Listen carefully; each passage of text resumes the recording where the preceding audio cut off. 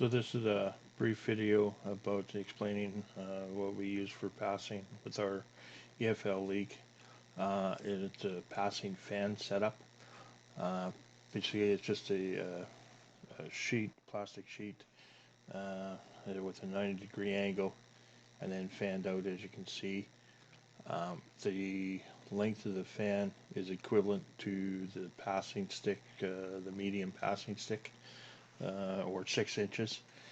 The reason being why we use that is that NFL for statistics actually just keeps records of short or long passes now, so we've decided to do that and then add modifiers in to reflect that as well.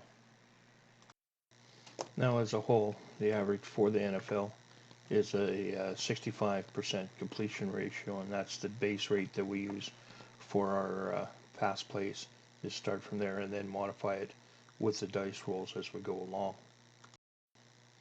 This again is just a variation to passing techniques. My buddy and I have taken this up and use it.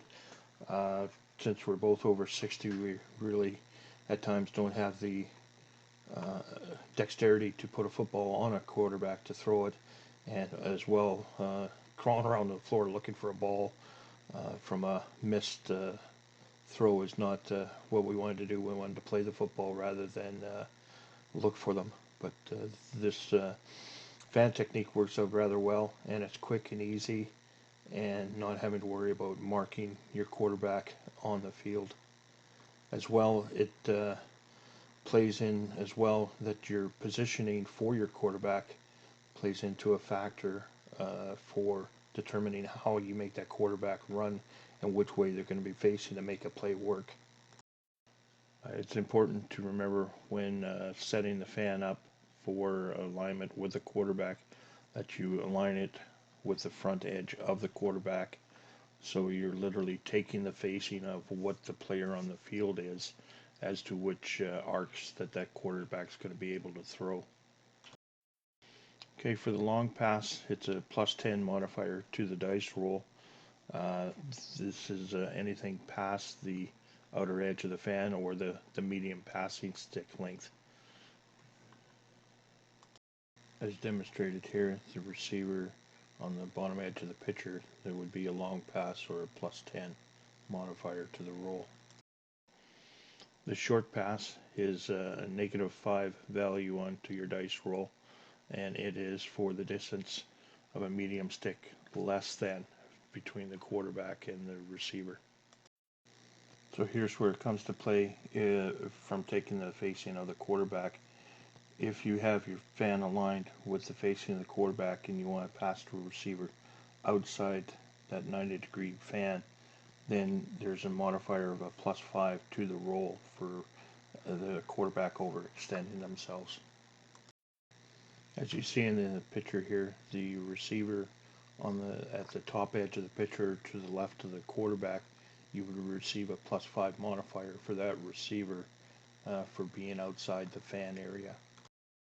The pitch dome is to use to determine if the halfback or fullback is within range of the quarterback. It's the outer D shape at the back of the fan. It is actually 2 base lengths, which is the equivalent for what most of the EHFL uses for pitch out like distance.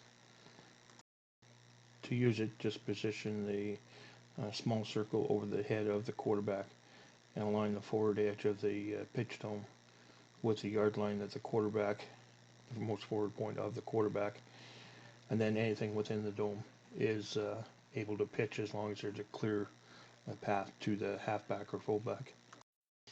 Now, the pressure circle is used for both the quarterback and the receiver. In relation to both, if you have any defensive players in that circle, it adds a +5 for each defensive player that's within that circle for modification to the dice. So, example, if you have double coverage on your receiver and both of them are within the pressure cone, it would end up being a +10 modifier, +5 for each one of the defenders. In addition to the pressure circle, there's the pressure wedge as well, which is in there, which happens if the defender line is in the line between the quarterback and the receiver receiving the catch, and it's within the pressure circle and that cone area or wedge, there's an additional +5 added to the dice roll. So for example, if you had a defender within the pressure circle and it happened that the same defender is in the position of the wedge, then there would be a +10 put on the roll. For a bad punt snap, we use the punt spikes. Okay, with the punt spikes, we have it set up 1 through 5, and just do a roll of a die 10, number them off. 1 to 2 will be position number 1, 3 and 4 number 2, and so on through. And then the yardage back will be the roll of a die 6, odd numbers being 10 yards, and even numbers would produce 15 yards back, and that's where the ball will end up, and start doing the punt fumble recovery from that point. Now, all these modifiers are accumulative as well, so you may have more than one modifier applied to each pass, i.e. if you have pressure on the quarterback and the receiver, both those modifiers are going to be rolled into that dice roll. So I'll go through a couple of examples here for you. Next example here, receiver X, the passing fan on it would be a long pass to start with because of the distance from the quarterback. He's also got one man in coverage on him, so there's another +5, so it's a +15 total. And because of the facing of the quarterback, it's outside the 90-degree cone of the passing fan, so there's another +5. So that would end up being a +20 onto the dice roll. So a result of 45 or less would result in a successful pass. Okay, so with receiver Z or Z, the modifiers on this particular play would be a +10 for a long pass because of the coverage. The defensive player within the pressure circle, he would receive an additional +5, and because the quarterback is actually facing that direction, there's no penalties for the pass cone itself, so it'd be a total of a +15 modifier to the roll. So a roll of 50 or less would be a successful pass for this play. Now for receiver Y, who was our tight end, in the rule set that we're using, even with the front contact, he would be eligible to make the pass, but if the pass is successful, he would be down at that point. But we'll cover that in another video. But the modifiers in this case would be he'd get a -5 because it's a short pass. It's less than a medium stick away from the quarterback. He would receive a +5 for the defender within his circle, so the two would negate. And if you roll the dice, a successful roll of 65 or less would result in a successful pass, but again, the runner would be down right at that point. I think it should be worth noting at this point too that for interceptions, we use a result of 98 to 100. If a roll is 98 to 100, that's a successful interception. As well, positioning of defenders comes into play, as will be demonstrated in this example here. Now in this example, receiver X again is outside the fan for the quarterback, so there's a +5 put in there as well. It's a long pass as well, so it's +10, giving us a total of 15. And he has two receivers within his pressure circle, so there's an additional +10 coming to a total of +25. So a dice roll of 40 or less would be required for a successful pass in this instance. Okay, in this example, our tight end's been able to break out to the outside a little bit. So the modifiers with this one would be a +10 for a long pass. The defender as well is within the pressure circle, So there's a +5, as well as the defender's figure is intersecting the line between the quarterback and the receiver. So that would result in another +5, resulting in +20 so far. Now with the defensive lineman being in the position that he is, he's within the quarterback's pressure circle, but because of the angle to the receiver, he does not fall into the pressure wedge of the quarterback. So that is not applied. So it's an overall modification to the dice roll of +25. So a result of 40 or less would result in a successful pass to receiver Y. So in this example with receiver Z or Z, you'll notice that again it's a long pass.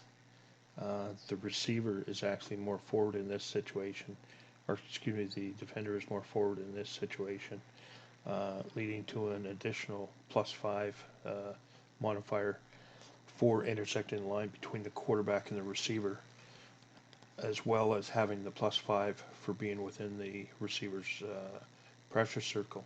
So now we're at a total +20. And at the quarterback, because there's a defensive lineman within the quarterback's pressure circle, there's a +5 added, and an additional +5 because the line of the pass, the wedge goes over that defensive lineman's figure. So there's an additional +5 there, bringing a net of +30 to the roll. So the pass is only completable on a dice roll of 35 or less. Now in this instance, the fullback is in a position, he's too far away, he's outside the pitch area, so a short pass could be made to the fullback. It'd be a short pass, so it'd be a -5 onto the roll, but because it's past the edge of the fan, that would be gated because of the +5 for outside the arc. And the only modifier actually on this would be for the lineman putting pressure on the quarterback of a +5. So this would actually be a good play because it would be a roll of 60 or less would result in a completed pass for him. Now, like with most play calling with the electric football, we keep the play call to within 5 seconds of the defensive coach declaring set. If the offensive coach must call the play before 5 seconds or proceed into the next sequence of the step, would be at the read or the scramble in our certain situation. But there is a time restraint, and there's no, you're not allowed to measure to see which receiver would be the best or net you the best result for a pass.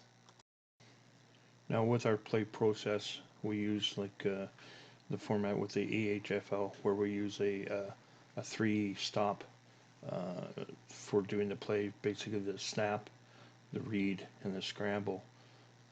The quarterback in both the snap and the read can be positioned onto a stationary platform, but in the scramble the quarterback must be running. So we find it handy that you actually have to do the mechanics of having your quarterback pointed in the right direction or get them to run in the right direction for helping to complete a pass. Now with that, there's some modifiers we have as well for other than the fan restrictions. We do allow some contact with the players, but not front of base contact after either the snap or the read snaps are done or bumps are done on the field. So if there's side contact, we do add a +5 for the dice modifier, as well as adding in if the quarterback did a pivot during that current turn to get a better facing on the field, you get an additional penalty of +10 onto your dice roll. So that's sometimes why it's more advantageous to take that extra +5 for past your fan edge rather than repositioning your quarterback to have a better facing in your pivot turn. And to expand a little bit more on the situation with receiver Z in the last example, the defenders was on the line intersecting between the quarterback and the receiver's helmets. Now what we use is just the receiver's figure and not the base of that player. So that we use that. We don't just use the base. We just use the figure of the player to make that determination. We found by playing using these that it's made the game a little more realistic for us, a little faster and easier instead of having to stop and, as we say, reposition or set up the quarterback for a throw pass and then look for items afterwards and stuff as well. We're finding that basically we can do our bumps, perform our pivots, and call the play, and just make the dice roll and see what the resulting dice roll is and determine whether or not the pass is complete. We're finding more that we're not actually having to pull the fan out every time for every play to see what the net result might be. And again, this is just a variation we found to keep the game simple, fast, and actually help out the new coaches so they don't get frustrated over not being able to coordinate or to throw the ball as some of the players are able to do or coaches are able to do. As I'll explain later in another follow-up video, I have it's taken from NFL stats and produced the stats for each individual team and modifiers that they would have, and to put those against the modifiers of other teams so that you actually get the experience of playing to the abilities of the NFL teams or CFL teams too as well, which I prefer myself, but there's all variations if you got the stats instead of just playing with the base setup. Okay, so in closing, this is just a variation of electric football for you. If you'd like to leave a comment or a question, do so down below, and I'll get back to you. And again, congratulations to the Buccaneers and Tom Brady. My team finally came through for the Super Bowl this year. Well done, and as well we didn't play our Bombers last year, but the Blue Bombers up here in Canada, we still held the Grey Cup for another year because of COVID, but hopefully we'll be playing this year. All right, any comments, please leave a thought and enjoy. Thanks. Have a good day.